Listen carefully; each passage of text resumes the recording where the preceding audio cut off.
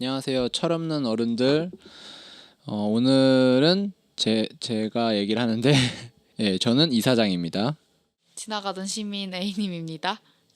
승 작가입니다. 네, 제로입니다. 취준생입니다. 오늘의 주제는 동양 철학에 대해서 다뤄볼 건데 얘기를 해볼 건데요. 동양은 그냥 동아시아로 좀 한정돼서 얘기를 할 거예요. 그래서 동아시아 철학, 동양 철학 옆에서 보기가 오늘 제목입니다. 이게 다들 저희가 흔하게 서양 철학보다는 동양 철학을 좀 더 많이 알잖아요. 서양 철학은 드문드문 알지.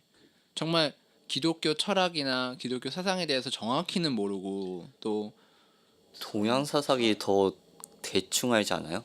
있었다 정도만. 그러니까 이름들은 알잖아요. 뭐가 있었다 동양 철학은. 근데 약간 서양도 뭐 플라톤 약간 네. 이런 네, 그러니까 그걸 교육을 많이 해서 듣긴 했지만 솔직히 저는 둘 다 잘 모르지. 그죠. 그게 잘 모르죠. 그렇죠. 이럴 수가. 근데 제가 이렇게 보기에 우리나라 사람들은 몸에 그러니까 행동이나 관습적으로 이미 그 동양에 우리나라의 철학이 배어 있거든요. 유학이 본인들은 모르는지 모르겠지만 그래서 그걸 옆에서 보면서 잠깐 좀 보기 위해서 근데 좀 제대로 보려면 제가 좀 습관상 이렇게 좀 시간 순서대로 보는 경향이 있어요. 이렇게 말의 앞뒤가 좀 맞아야 되는 걸 추구해서 일단 아주 예전으로 돌아가서 처음부터 얘기를 할게요. 동양 철학에 대해서 얘기하려면 중국 철학을 얘기할 수밖에 없는데 이제 중국의 역사부터 처음부터 시작을 해요. 근데 중국 역사의 처음이 하나라, 은나라, 주나라 이런 순서로 넘어가요.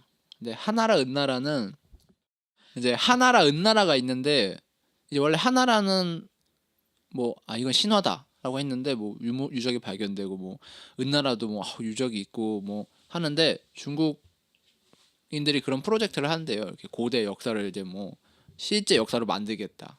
근데 하나라, 은나라 너무 오래됐으니까 버릴게요. 순서는 하나라, 은나라, 하나라, 은나라, 주나라부터요. 딱 주나라는 많은 역사적 사료가 있어서 많다고 해야 되나? 그러니까 상대적으로 많아서 이제 실제 역사예요. 그래서 주나라는 봉건제 국가.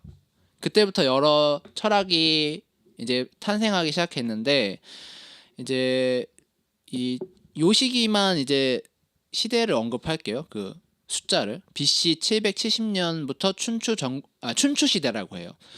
예. 네. 다들 춘추 전국 시대에 이제 사상이 많이 나왔다는 거는 알고 있잖아요. 근데 이게 춘추 전국 시대가 두 시대를 합친 말이거든요. 춘추 시대와 전국 시대를 합쳐서 춘추 전국 시대라고 해요.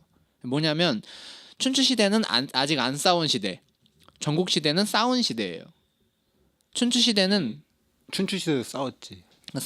싸웠는데 뭐랄까 전국 시대는 이제 그냥 아주 그냥 죽을 때까지 해보자 이거고. 그러니까 누가 그거를 춘추 시대와 전국 시대를 되게 간단하게 분리해준 얘기가 있는데 네. 춘추 시대는 얘가 마음에 안 들어. 그럼 가서 때린 다음에 죽이진 않아. 근데 전국 시대는 얘가 마음에 안 들어. 그럼 가서 때린 다음에 죽여버려. 그러니까 나라를 없애버리는 게 전국 시대고. 춘추 시대 그런 거. 제가 이야기로는 춘추 시대는 아무렇게나 때릴 수도 없던 시대였거든요. 그래. 춘추 시대 말기에 가면 좀 그렇게 되는데. 춘추 씨가 좀 나라가 생겨났다 없었다 했다가 좀 전국시대 때 딱 몇 개의 국가로 딱 안정돼서 이게 다 달라. 이게 좀 정리를 해드릴게요. 제가 춘추 전국 시대가 명확하게 구분이 안 돼요. 사실은. 그러니까 뭐냐면 주나라가 있다가 주나라에 이제 힘 있는 사람들이 각자 자기 땅을 이렇게 여긴 내 구역이야 이렇게 말을 해요. 근데 자기들끼리 구역은 정했지만 서로 어느 정도 혈족에다가 이게 끝발 같은 게 서로 급이 있어서 함부로 못 건드리는 거예요. 왜냐면 한 놈이 싸우면 다구리 당한다고 하죠. 집단 공격을 당하기 때문에 서로 어떤 명분과 절차에 따라서 견제를 하면서 점점점 전쟁을 마구마구 해가는 시대로 가는 거예요. 그래서 춘추 시대에서 전국 시대로 이런 식으로 움직여요. 정확한 시대의 구분은 이제 각자 보신 책으로 구분하시면 되고. 그래서 일단은 제가 말한 그 춘추 시대 BC 770년부터 시작된 춘추 시대에서 등장한 분은 공자, 노자. 근데 사실 노자는 또 이게 또 너무 오래돼서 정확하진 않아요. 공자, 노자, 묵자, 장자 정도예요. 이 네 분 말고는 다 나중에 등장을 하게 돼요. 그러니까 이 네 분이 먼저 등장하시고 그 다음에 403년 정도, BC 403년 정도부터 전국 시대로 돌입을 해요. 근데 전국 시대는 또 초와 말이 좀 나뉘어지는데 전국 시대 초에는 이제 공자의 좀 이제 계보를 잇는다는 맹자가 등장을 해요. 그리고 이제 말에는 순자와 법가인 이사와 한비자가 등장을 해요. 그러니까 크게 보면 춘추 시대에는 춘추 시대 그리고 전국 시대 초, 전국 시대 말 이렇게 구분이 돼서 제가 얘기하려는 좀 핵심적인 유교를 중심으로 하자면 춘추 전국 시대에는 공자가 등장을 했고 춘추 시대에는 전국 시대 초에는 맹자가 등장을 했고 전국 시대 말에는 순자가 등장을 해요. 이 공자, 맹자, 순자가 유교의 계보를 잇는 사람들이고 거기에 딸려서 이제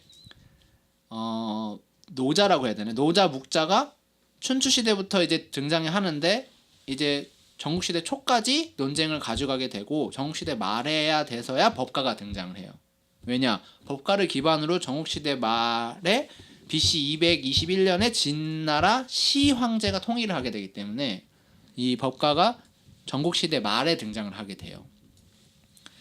이 얘기를 하려고 좀 길게 갔네요. 이제 그래서 하나씩 얘기해 보면은 일단 동양 철학에 대해서 기준 뭐 제일 흔한 유가부터 얘기를 할게요. 유학 뭐 유교라고 얘기하는데 이제 옆에서 보는 거니까 제가 오늘은 뭐 효제 뭐 극기복례 수기 아닌부터 시작해서 뭐 정명론 뭐 여러 가지 이런 뭐 겸상의 목자 사상으로 들어가면 이런 용어는 다 뺄게요.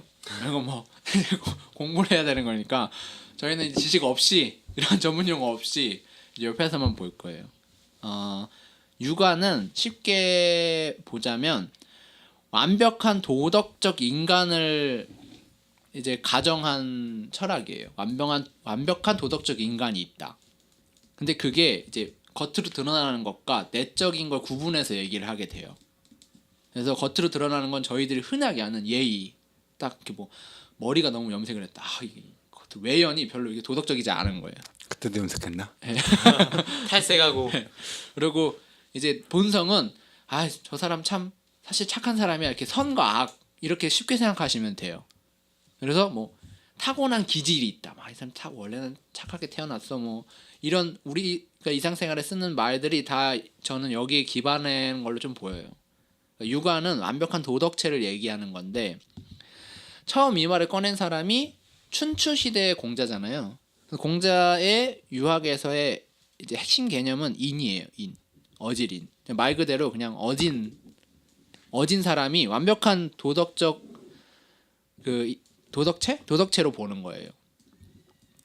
근데 이 공자라는 사람이 인에 대해서 얘기를 한 건 춘추 시대는 안정된 주나라가 이렇게 어지럽혀지는 시대였거든요. 그래서 예를 통하고 어짐을 통해서 이 세상을 안정시켜야 된다. 어떤 우리는 질서가 있다.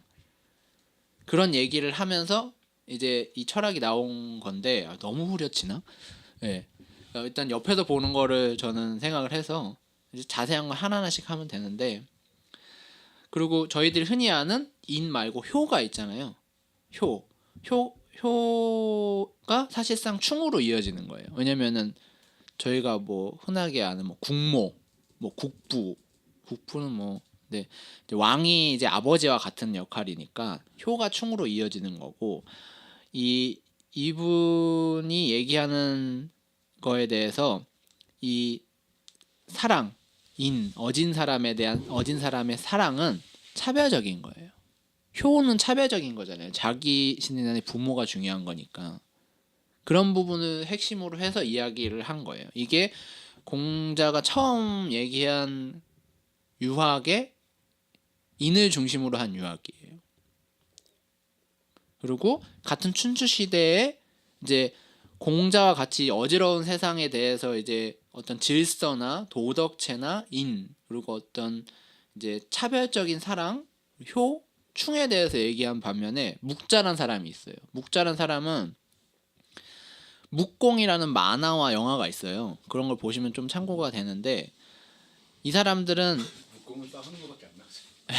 그러니까 이 사람들은 좀 더 와닿을 수 있는데 개념상으론 겸해를 해요. 그러니까 유학처럼 유학이랑 반대되는 개념이 유학은 내 부모, 내 나라가 먼저면 이 사람은 다 사랑해야 된다. 약간 예수님이 말씀하시는 거랑 비슷한데 이게 좀비 친소라 가지고 뭔가 이렇게 귀한 사람, 천한 사람, 가까운 사람, 먼 사람 상관없이 모두 사랑을 해야 된다라는 기반을 가지고 있어요.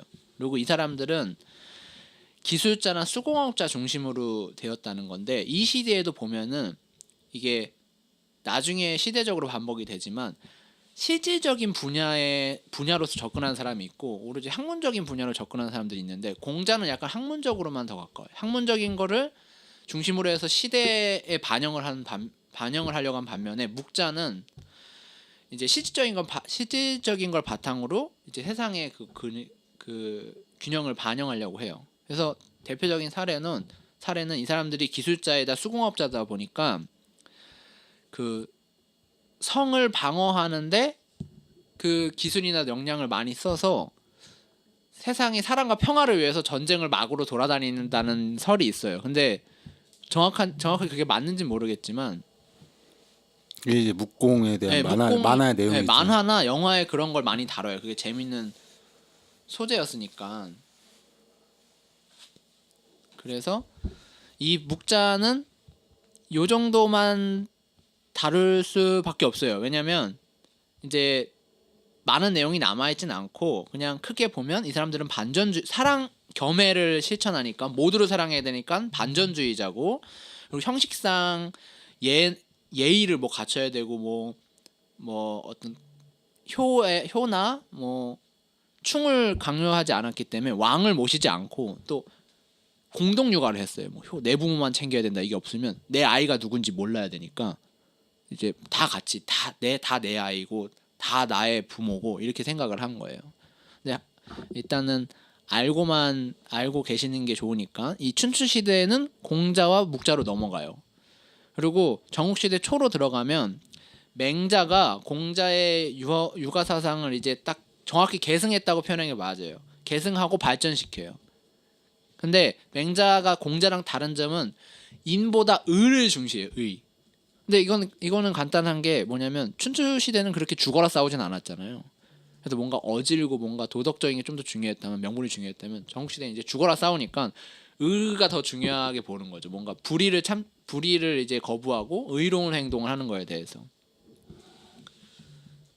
그래서 조금 여기서부터 또 하늘이 등장해요. 뭐 하늘 우리가 흔히 아는 뭐 하늘에 제사 지내고 이런 게 예전에는 그게 약간 그 주나라의 황실 어떤 큰 효와 충이 중심이었다면 이때부터는 좀 이제 하늘의 인격성을 부여해가지고 이제 하늘이 뭔가 유학이 갖고 있는 모든 성품을 갖고 있는 도덕체의 어떤 기준이 된다라고 말을 하고 그걸 좀 얘기를 하죠. 그리고 나머지는 비슷해요. 좀 효와 충 이건 다 비슷한데 여기서 또 우리들한테 가까운 개념은 뭐냐면 여러분들이 흔하게 아는 정명론이 이때부터 좀 등장을 하게 되고 또 다른 점은 되게 우리들이 고생을 해서 우리의 나쁜 부분을 개선할 수 있다 이런 사상이 여기서부터 시작이 돼요. 네, 극기복례 뭐 이런 말들이 나오기 시작해요. 그래서 저희들이 뭐 너가 그거는 노력을 안 해서 뭐 우리 사회에 있는 기저헷갈린 이게 다 이 극기복례부터 시작한 거라고 생각이 드는데 이 맹자가 나중에 우리 조선의 어떤 사상이 되는 성리학의 기반이 되는 학문이기 때문에 이 맹자가요. 그래서 이 나중에 조선에서도 공맹사상이라는 말을 써요. 그건 유학을 말하는 거예요. 근데 아까 제가 말씀을 드릴 때 공자, 맹자, 순자로 이어진다고 했잖아요. 근데 순자는 약간 2단이에요. 유학에서. 그래서 좀 배제돼 있어요. 근데 그것도 나중에 언급을 할 건데 이 맹자가 저희가 아는 유학에 대한 거의 모든 개념들을 이 사람이 만들어내요. 그리고 이 전국 시대에 여러분들이 또 많이 아는 노자나 장자가 등장하는데 이 두 분에 대한 기록은 좀 정확한 게 없어요. 그냥 책이 좀 남아 있는 거고 이런 몇 가지 이야기가 있는 것뿐인데 이건 뭐 그 호전몽 아시잖아요. 내가 나비인지 뭐 꿈꾸고 이게 가장 이해하기 쉬우시고 뭐 형이상학 뭐 도가도 비상도 뭐 어떤 우주 만물의 근본 원리 뭐 이런 우리가 생각한 도의 개념을 다 이 사람부터 시작이 된 거예요. 이 여기서부터 사람이 누구예요? 노자와 장자요. 도가라고 해요. 이 두 분은 이분이 맹자보다 더 나중에 나왔나요? 맹자 때 사람이에요. 아, 맹자. 예, 공자 다음. 근데 이분은 시기가 정확하지 않아요. 그러니까 그냥 춘추 전국 시대 때 계셨다라고 생각하면 돼요. 맹자와 이분은. 노자. 예. 진시황의 그리고 분석행위를 해가지고 예. 책이 분석행. 진시황이 예. 분석행위를 했잖아요. 책을 다 불태웠잖아. 근데 공자의 책이 왜 많이 남아 있냐면 그때 책을 불을 태우니까 공자의 제자들이 집을 지으면서 벽과 벽 사이에 책을 숨겨놓고 집을 지은 거야.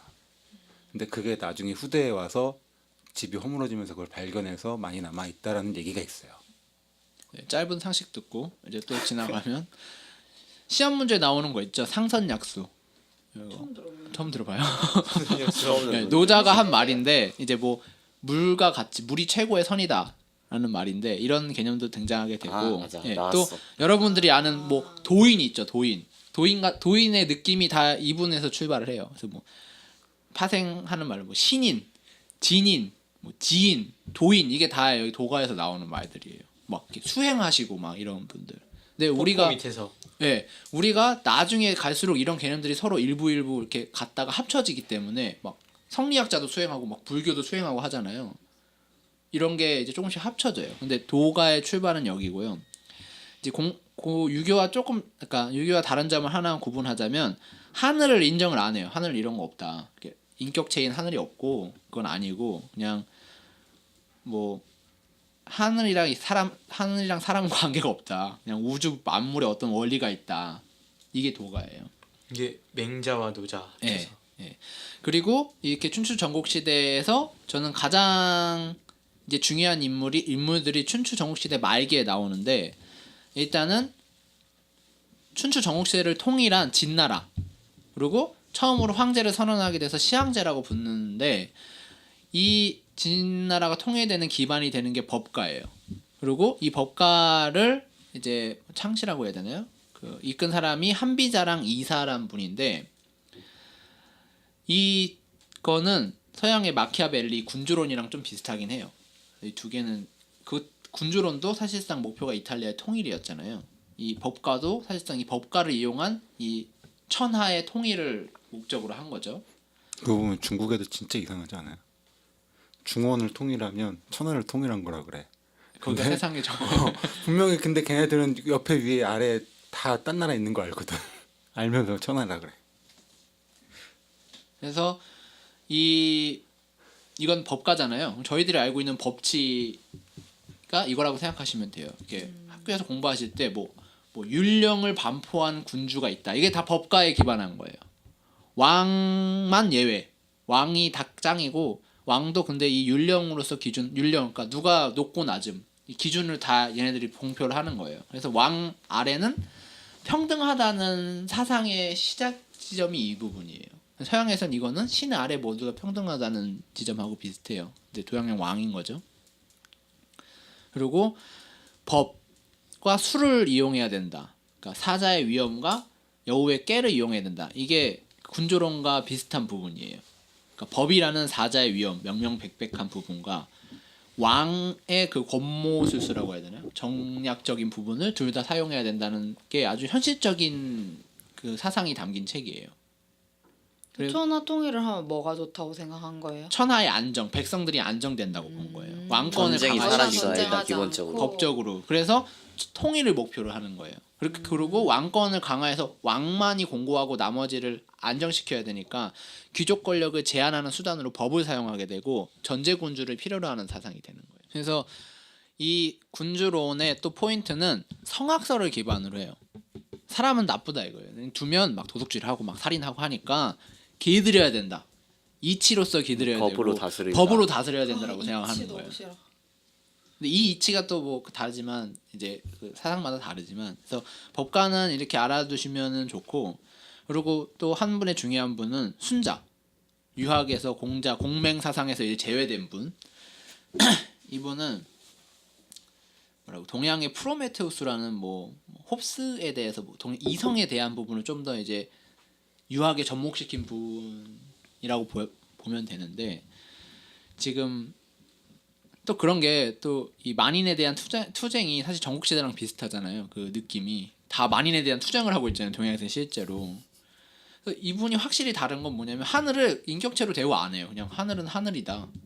하늘은 그냥 자연이지 뭐 인격체가 아니다. 아까 도가도 인격체라고. 예, 도가는 근데 어떤 이 우주 만물의 원리가 있다라고 이렇게 생각을 한 거고 이 하늘을 부정한 건 똑같은데 그 부분만 똑같고 가치는 아예 달라요. 아까 그 전국시대 말기, 춘추 전국시대 말기 두 분이 법가 쪽은 성악설을 기반으로 하잖아요. 이 순자도 똑같이 성악설을 기반으로 해요. 사람이 나쁘다. 근데 이 법가는 길들여야 된다고 했잖아요. 근데 순자는 의지로서 극복할 수 있다. 인간은 의지가 있어서 라는 게 기반이에요. 그래서 앞에 저희들이 갖고 있는 기반 사상이 뭐였죠? 그 극복할 수 있다. 그 맹자의 맹자랑 공자는 아, 거의 선선설. 예. 공자가 극기복례. 뭔가 내가 힘든 뭐 고행을 해서 극복할 수 있다.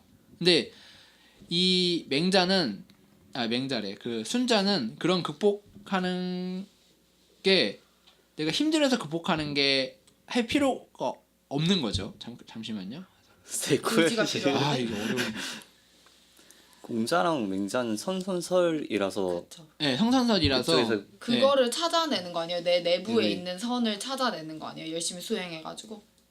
네, 맞아요. 그런 개념도 있고 개념이 그러니까 저희들이 알고 있는 그 뭐 4단부터 시작해서 뭐 그 측은지심부터 뭐 항산항심, 결리사의 이런 좋은 개념들이나 저도 좋다고 생각하는 그런 사상들이 다 맹자가 만들어 놓은 거예요. 이 순자가 이 의지에 따라 다르고 그리고 모두 다 똑같이 성선하다는 게 아니라 또 사람마다 다르다고 봐요. 이 순자는.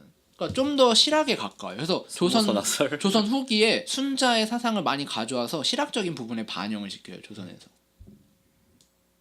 그러니까 유학은 초기 공자 맹자는 비슷하다고 보시면 되고 순자는 좀 다르다고 구분을 해야 돼요.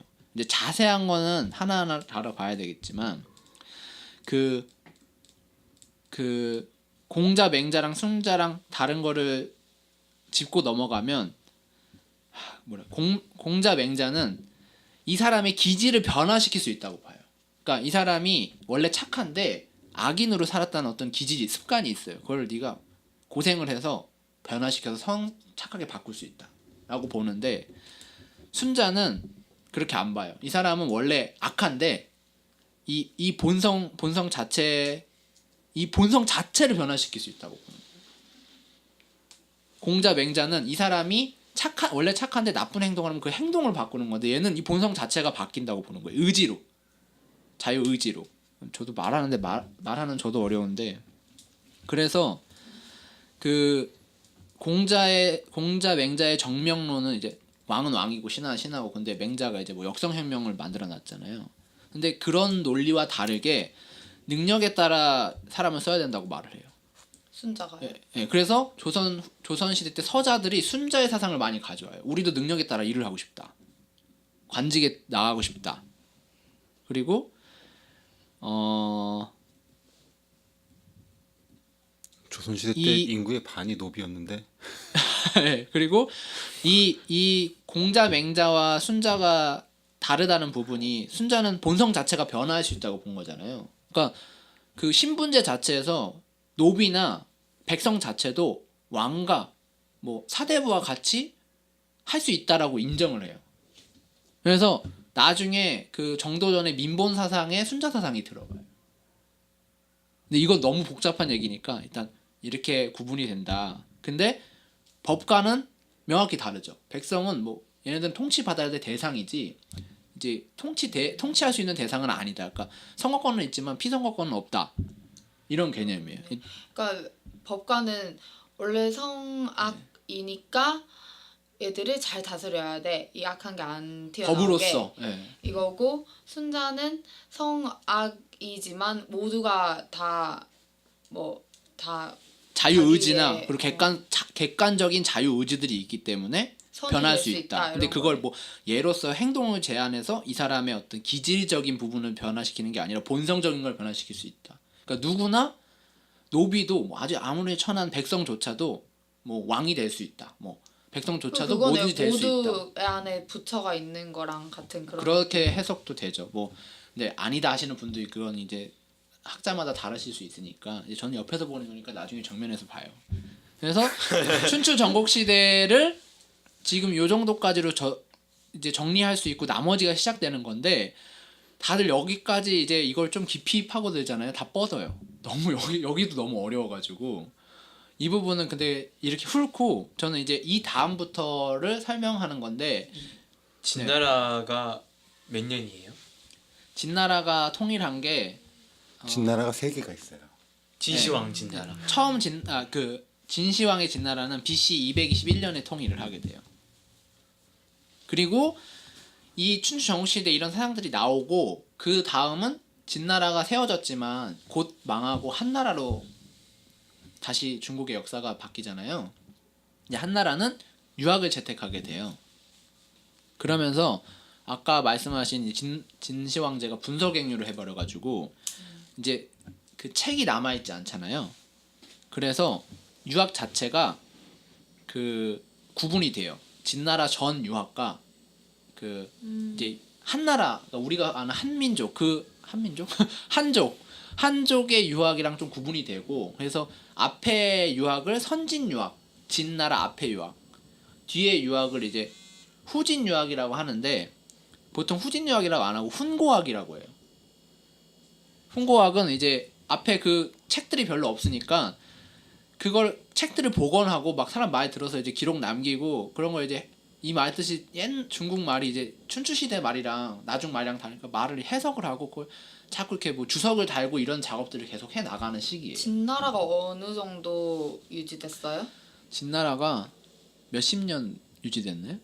어느 진나라? 그 진시황 처음에 때 한나라가 세워지기 전에 진나라. 100년 안 되잖아요. 100년도 안 되고 몇십 년. 100년 안 근데도 되는 그렇게 말이 달라요? 춘추 전국 아니, 시대랑. 춘추 전국 시대가 상당히 길었으니까. 진나라가 아, 천하를 통일한 다음에 모든 태워버려. 걸 다 바꿔버려. 그러니까 중국 되게 여러 나라가 있었잖아요. 진나라가 천하를 통일한 다음에 글, 도량형 이런 것들을 전부 통일해버려. 그러니까 왜냐면 그 당시에는 뭐 킹덤 보시면 알겠지만 나라가 엄청 많아요. 그러면 같은 사람이라고 생각 안 해요. 나는 제 나라 사람이고 너는 뭐 진나라 사람인데 그럼 다른 나라 사람이라고 생각하니까 말도 좀 다르고 중국도 지금도 말을 서로 못 알아듣는 경우도 있잖아요. 항상 전제하던 사이가 사이도 안 좋고 그래서 그런 걸 나라마다. 다 통일해 버리고 막 책을 태워 버리니까 안 남아 있는 거예요. 그래서 그런 그런 걸 복원하는 훈고학이 자리 잡은 유학의 시대가 있었어요. 그리고 이제 시간이 흘러서 뭐 이제 당나라는 불교죠. 뭐 이런 시대를 거치고 저는 이제 유학을 좀 중심으로 얘기하는 거니까 여러분들이 흔히 아는 성리학, 조선시대 성리학 이게 주자가 만든 거예요. 주자학이라고도 해요. 성리학은 주자학이라고도 하고 예전의 유학과 완전히 구분되기 때문에 신유학이라고도 해요. 주자는 이게 1130년부터 1200년까지 살았다고 기록은 돼 있고요. 이 분은 성리학은 뭐라고 말을 해야 되냐면 이 공자 맹자 근데 공맹사상은 비슷하니까 맹자 사상의 성선설을 기반으로 한 데다가 종교의 선종 참선하는 종교 있잖아요. 선종이라고 그러니까 종교 불교 중에서 이제 대승불교, 수승불교가 있고 선종이 있어요. 선종이라고 수련을 하는 부분이 있는데 그 부분을 가져와요. 거기다가 아까 도가 얘기했죠. 노자 장자의 도학자의 그 이치적인 부분을 또 섞어서 성리학을 만들어요. 그래서 우리나라 성리학자들, 우리나라 유학은 이 세 가지 요소를 다 갖고 있는 거예요. 유학적인 요소와 선종적인 뭔가 유학자로서의 무슨 자세 뭐 이런 얘기 하잖아요. 선불교가 그거예요? 선종. 선불교. 선불교? 선불교 아니에요. 선종. 그러니까 그 부처님 때 보면 우리 뭐 선불교, 원불교 이런 거 있잖아요. 고행했던 그러니까 옛날 불교랑 다른 불교. 불교도 계속 이제 발상지부터 중국으로 넘어와서 뭐 근데 발상지는 보통 소승불교가 남아 있고 중국은 대승불교고 우리는 중국에서 대승불교가 가져왔는데 대승불교는 참선을 안 해요. 원래는 참선 우리 참선이 아니면 뭐 수행 같은 걸 안 해요. 근데 수행적인 요소가 들어있는 걸 선종이라고 해요. 대중불교 중에서 대승불교 중에서. 근데 그 부분을 받아들이는 거죠 맹자는. 왜냐면 불교의 대승 맹자요? 주자예요 주자. 예.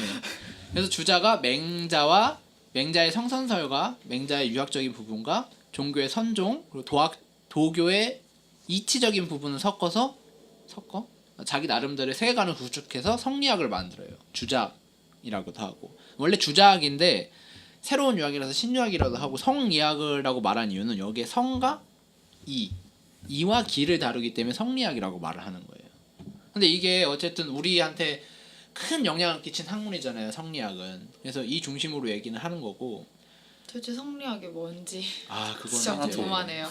이름만 아무도- 열심히 들어봤는데 제가 말한 뭐 경세론, 이기론적 이원론을 바탕으로 한 만물의 원리를 설명한 학문 이런 건 다 배제할게요. 일단은 다 날려버리고. 그래서 성리학의 핵심이 뭐예요? 네. 뭐 어떻게 살자는 거예요?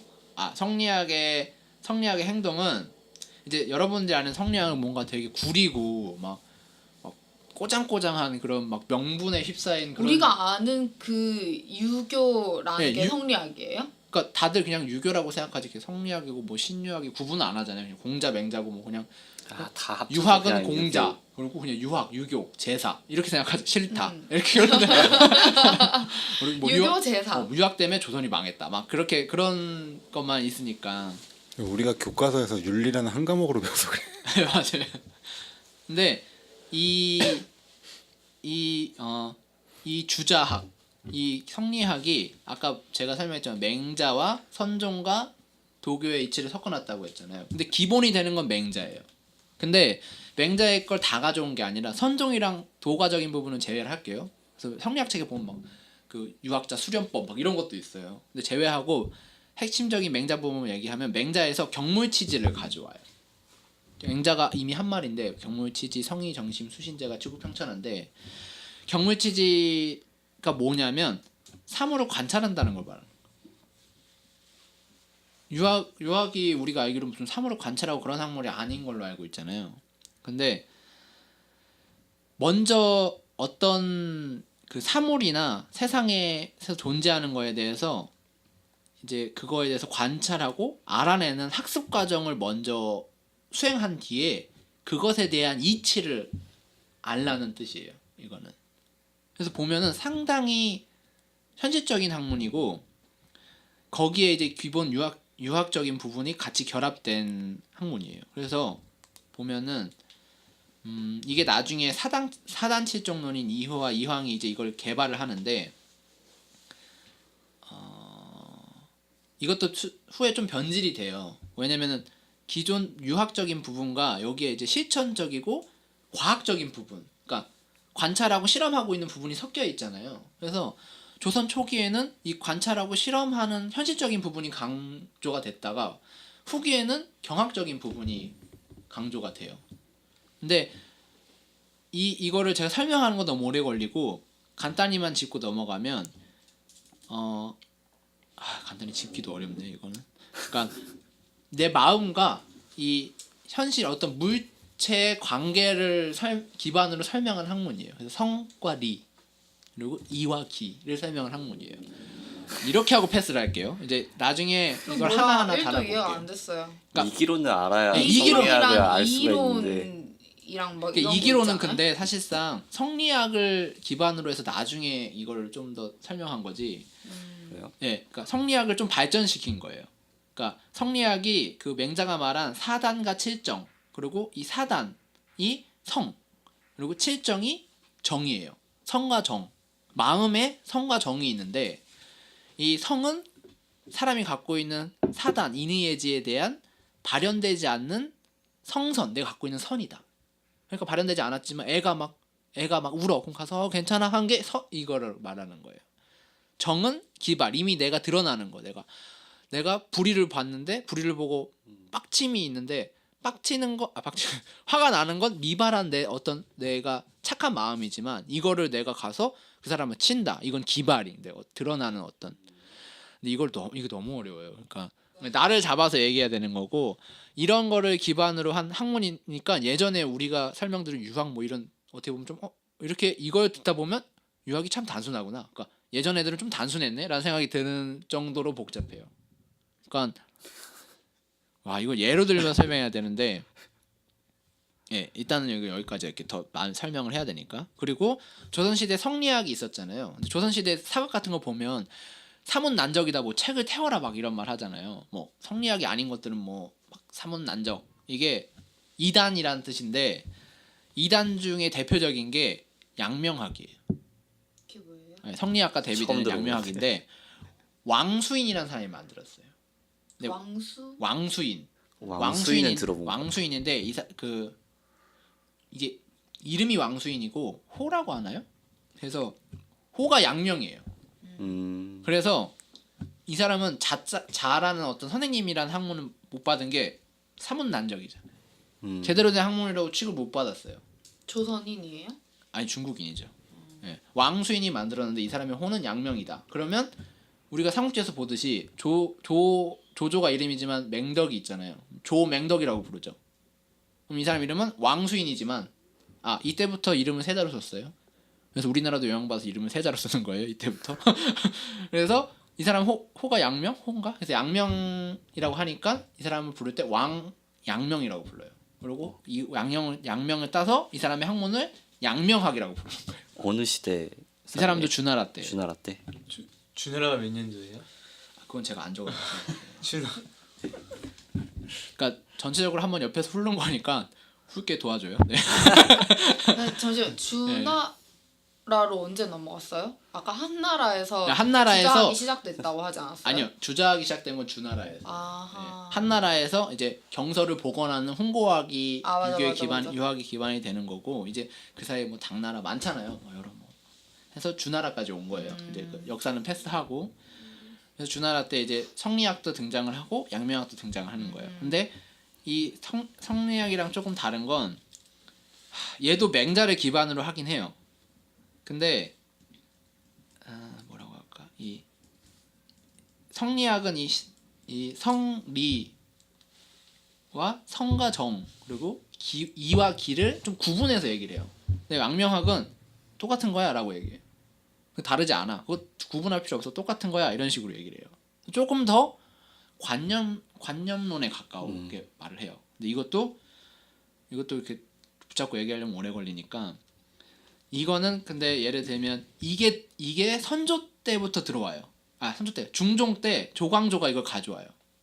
그러면서 조광조 막 살인에 뭐 난이 있고 그 고등학교 때 외울 때 되게 힘든 거 있잖아요. 풀떼기에다가 막 누가 누굴 죽이고 누가 누굴 네, 뭐 조광조 뭐 하고 뭐 선조 때 이제 이걸 가지고 해서 뭐 우리가 임진왜란 때 선조 때부터 막 무슨 뭐 노론이 소론이 동인이 막 갈라지잖아요. 이런 게 유입되면서 막 갈라지는 거예요. 막. 이제 물론 정치적인 것도 있고 뭐 탕평책에 기반한 것도 있지만 그게 다 서론 노론이 다 교학 싸움이었던 그쵸 거예요. 사상적으로 이런 것도 들어왔다는 거죠. 근데 이거는 우리한테 잘 남아있지 않은 게 뭐냐면 사문난적 돼서 거의 없어지고 마지막 남은 학파가 강화학파가 남아있었는데 그게 후에 국학으로 바뀌어요. 들어봤어요. 아직 국학이라는 게 있을 거예요. 우리나라에 이 양명학이 우리나라의 국학으로 남아있어요. 그리고 이 또 하나는 고증학이라는 것도 있는데 이거는 이제 유학이 이제 이건 조선 전후기를 얘기할까요? 조선 전기에는 잠시만 조선 전기에는 이거 뭐라고 하죠? 사장을 해요. 그러니까 과거를 보잖아요. 조선 전기에 과거를 볼 때는 사장을 보고 조선 후기에는 경학을 봐요. 근데 조선 후기인 경학은 뭐 논어죠. 논어 몇 페이지 써. 시험 암기 있죠. 너 뭐 맹자님 하신 말씀 못 써. 이거 외우고 좋은데? 있니? 몇 페이지 안 되잖아. 네? 몇 페이지 안 되잖아. 그러게요. 예. 써 그러고 뭐 이거 뜻이 뭐야? 이거 다 읽어보고 너 이거 뜻이 뭐야? 그러고 뭐 시짓기 이런 경학이고 사장은 조선 전기에는 이제 그 청나라가 망하고 뭐 명나라가 있잖아. 명나라가 했는데 명나라 황제가 누군데 얘가 어떤 성격인 거 아니냐? 우리는 얘에 대해서 어떤 외교적 대비를 해야 되겠냐? 그거를 유학을 바탕으로 해서 자기가 어떤 현실적인 전략을 써내야 돼. 이거 뭐랄까 논술? 네, 논술인 거예요. 사장은. 그러니까 사장이 보면은 성리학적인 게 바탕이 돼 있잖아요. 근데 후에 가서 조선후기로 가면서 사회가 이제 붕괴되면서 경악이 떠오르는 거예요. 그러니까 네가 뭐 현실적인 거 필요 없고 정쟁을 하고 뭐 이 내가 나는 선비야, 나는 양반이다, 너는 이제 계급주의가 강화되면서 그런 걸 더 많이 보게 되고, 그러니까 족보학이 대두가 되고, 족보로서 내 가문을 중요시하게 되는 학문으로 이렇게 변하게 되는 거예요. 야, 시험 보기 되게 쉬웠겠다. 그거 그냥 몇 페이지 안 되는 거 더 외우면 되잖아. 그렇죠. 근데 이제 그게 그러니까 끝발이 예. 있는 애들만 예, 그러니까 뽑히는 거 그 아닌가? 집안 사람들만 이제 뽑히고 그러고 그런 게 많아지는 건데, 그러면서 이제 유학이 실제로 현실적인 학문이 아니라 약간 관념론적, 약간 좀 이렇게 너무 이렇게 현실을 도외시하는 말만 학문 쪽으로 있는. 가니까 이제 유학자들이 아니다, 이 유학은 실제로 증명이 가능한 학문이다라고 해서 등장한 게 고증학. 이 유학의 말을 실제로 증명해내겠다. 그리고 우리는 이 뭐지? 그냥 신선노름이라고, 그러니까 뭐 책상 물림을 하는 게 아니다. 우리는 실천가다. 그래서 막 옛날에 있는 자료를 찾고 막 비석을 연구하고 해서 금석학이라고 하기도 하고, 이걸 고증학이라고 해요. 그리고 성리학이니 양명학이니 뭐 심증 리설이니 뭐 이딴 거는 학문이 아니다. 무조건 실용, 실증. 그래서 이 고증학이 시대를 거쳐서 실학으로 바뀌어요. 이게 조선 후기의 유학을 극복하겠다는, 유학을 기반으로 하긴 한 거예요. 그래서 왜냐면 어쨌든 공맹을 중심으로 했으니까. 그래서 이게 실학이에요. 실학이 우리가 뭐 청나라의 시문물을 보고 막 와 우리도 뭐 실용적인 걸 하자. 뭐 해서 뭐 그 누구죠? 대표적인 실학자가 정약용. 그런 게 아니라 정약용은 따지고 보면은 고증학의 바탕으로 해서 유학을 기반으로 이어받은 실학자인 거죠. 근데 유학이긴 하지만 주자도 안 따르고 왕수인도 안 따르는 거예요. 이게 전체적인 동양 철학에서 제가 유학만 따서 우리나라에까지 간단히 옆에서 본 거예요. 대충 용어는 알아야 될 거 아니에요. 고증학이 있었고 그게 실학이 되고, 양명학이 왕수인이 만든 거고, 예호는 왕 이름 해서 왕양명이고, 이게 흔히 말하는 드라마에서 사문난적이고, 우리나라는 성리학인데 이건 사실 맹자를 기반으로 한 거고, 그리고 예전에 뭐 춘추 전국시대에 있을 때 여러 가지 학문이 있었는데 마지막에 순자와 뭐 한비자 이사의 법가가 있었고, 뭐 노자 장자가 있었고, 장자는 아까 설명 안 해주시지 않으셨어요? 장자는 그 호접지몽 내가 호접지몽 근데 이거를 제가 하나하나 다 얘기하면 요 시간 안에 이거 다 말 못해요. 지금 이렇게 막 후려쳐서 이렇게 그냥 얘기한 거지. 어쨌든 언급만 한 거니까. 장자는 어차피 자료도 별로 없다고 해가지고. 예. 근데 이렇게 얘기한 게 뭐냐면, 항상 우리가 뭔가 얘기할 때 이거 한 가지로 얘기하잖아요. 뭐 묵자 딱 얘기하는데, 이렇게 얘기하다 보면 이 사람들이 어떤 배경으로 이런 말을 했고 어느 시대에 이런 말을 했고 이게 어떻게 이어지는지 모르는 상태에서 하나만 파니까 나중에 여러 개를 팠는데 정리가 안 되잖아요. 근데 일단 이렇게 딱 한번 깔아놓고 여기 이제 퍼즐을 맞추는 식으로 하면 좀 더 정리가 될 것 같아서 한 번씩 훑어봤어요. 이제 이거 다음 말고도 시간부터 많은데 일단 우리한테 가까운 건 유학이니까 좀 그거를 중심으로 갔어요. 예. 다음부터는 하나씩 이렇게 하나씩 하나씩 이제 싸우는 거죠. 이게 뭐 심증 리다 뭐 아니다 뭐. 보자. 특별. 근데 동양 철학. 저도 제가 이거를 설명할 수 있을 정도는 아니라고 생각해요. 무슨 제가 이걸 전공도 아니고. 근데 그냥 같이 얘네들이 이렇게 말하는데 어떻게 생각해요는 해볼 수 있죠. 뭐 우리 그럼 성리학부터 시작할까요? 성리학이 와우. 뭔지 진짜 너무 궁금한데. 와우. 옛날 거부터 해야지. 근데 옛날 거부터 하다가 성리학 또 못하고 지나갈까 봐. 20부작 한다며. 근데 재밌는 건 성리학이에요. 왜냐면 성리학은 대부분 알고 있어요. 어떤 건지. 사단칠 정도 많이 들어도 봤고, 그게 뭐라고 설명하면 아 하고 다들 이해가 돼요. 그리고 생각해 볼 수도 있고, 이이가 한 말, 이황이 한 말, 너무 재밌는 이슈들이 많고. 재밌는 이슈가 20부작 내에 드러납니다. 근데 이제 2편 잘 이해가 안 되기도 하지만 재밌기도 하고, 왜냐면 유학적으로 가장 수준이 높은 학문이 성리학이니까, 지금은 이기론 이런 거니까. 진짜 처음부터 하기는 해야겠네요. 그러니까 뭐 맹자랑 그 도가 쪽이랑 이런 걸 다 알고 있어야 이해를 할 수 있으니까. 춘추 시제편 딱 한 근데 편 하고 그렇게까지 성리학 편 하고. 파고들면 너무 어렵고, 그냥 대충 우리가 알고 있는 도가나 선종의 개념이 있다고 치고 유학을 중심으로 성리학을 좀 설명하면 조금 그나마 아 이런 거 이게 성리학이구나 라는 게 도움이 되죠. 그래서 어떠셨어요? 제가 옆에서 봤는데 조금 이게 중구난방 우로 말을 하긴 했지만 이제 제가 그렇게 말해도 다 알아는 다 들으셨죠. 아니요. 한 50% 정도?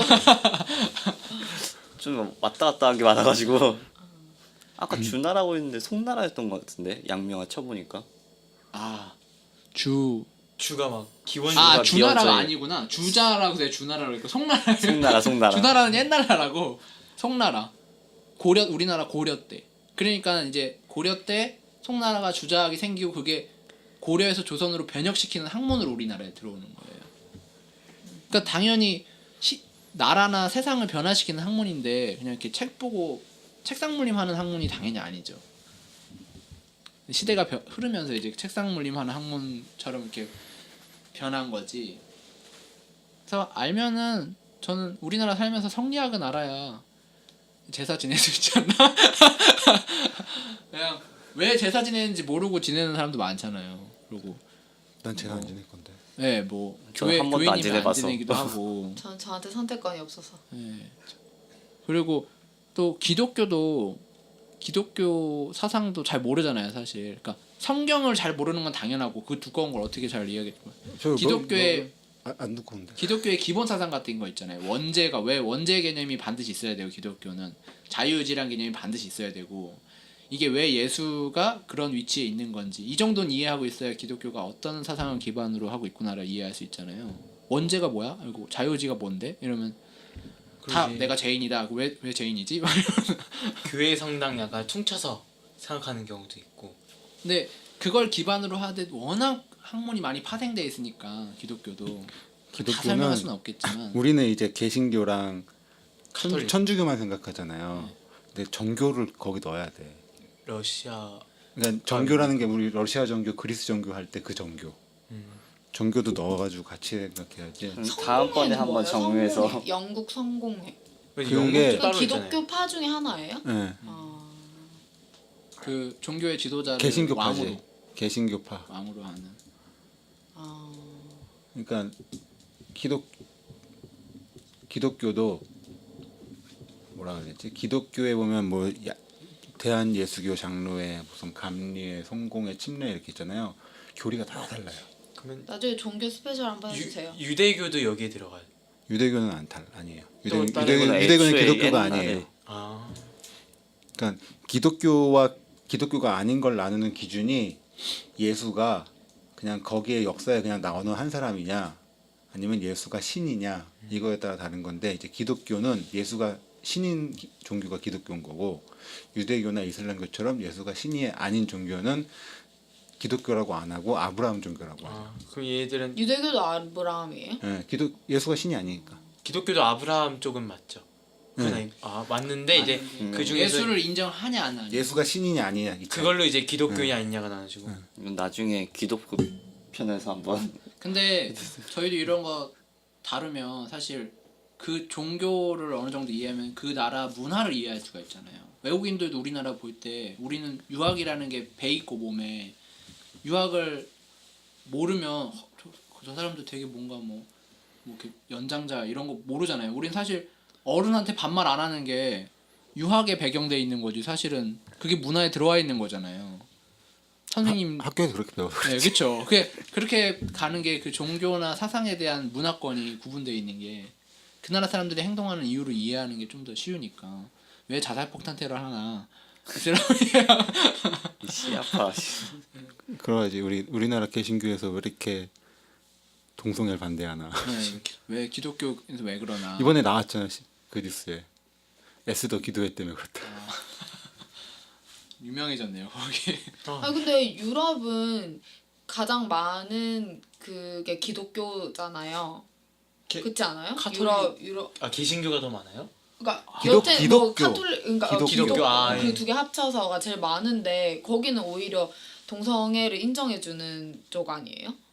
거기서 반대하는 사람 많아요. 반대하고 반대하는 사람 많긴 하지만 우리나라처럼 막 이 그러니까 정도는 아니잖아. 인권 이제 계몽주의 있잖아요. 우리 배우잖아 계몽주의. 계몽주의 시대 이후에 인권이 걔네들은 이렇게 부각되면서 종교적으로 반대하더라도 인권에 더 중요하다라고 생각되면 그 부분을 이제 법적으로 법이라든가 뭐 여러 가지 측면에서 인정하고 가는 게 강해진 거죠 서양은. 근데 한국은 그 인권이라는 개념만 쏙 없으니까 우리는 계몽주의를 한 적이 없잖아. 그러니까 반단사 외국 똑같이 한국처럼 많은데 거기는 인권이라는 변수가 있고 한국은 그게 없고 그죠. 참 인권 없고 전통만 있고. 네. 다음번에 20부작. 아직 19개 남았네요. 쿠폰 네, 근데 저는 사실 이거보다 저는 좋아하는 게 니체나 뭐 러셀 이런 분들이라서 그러면 아, 그런 교차해서 서양 한번 동양 한번 이렇게 아, 하면 좋네. 40부작. 40부작. 근데 사실 하나를 파기보다 전체적인 뷰를 보는 게 좋지 않아요? 이런 근데 뷰를 보니까 50%밖에 이해를 못 하겠어서. 근현대 서양 철학사? 근데 저도 지금 제가 말은 했지만 틀린 부분이 많을 수 있어요. 그리고 정확한 건 책을 보셔야 되고 저는 책을 기반으로 얘기하지 않기 때문에 야매로 하는 거라. 네. 오늘은 여기까지.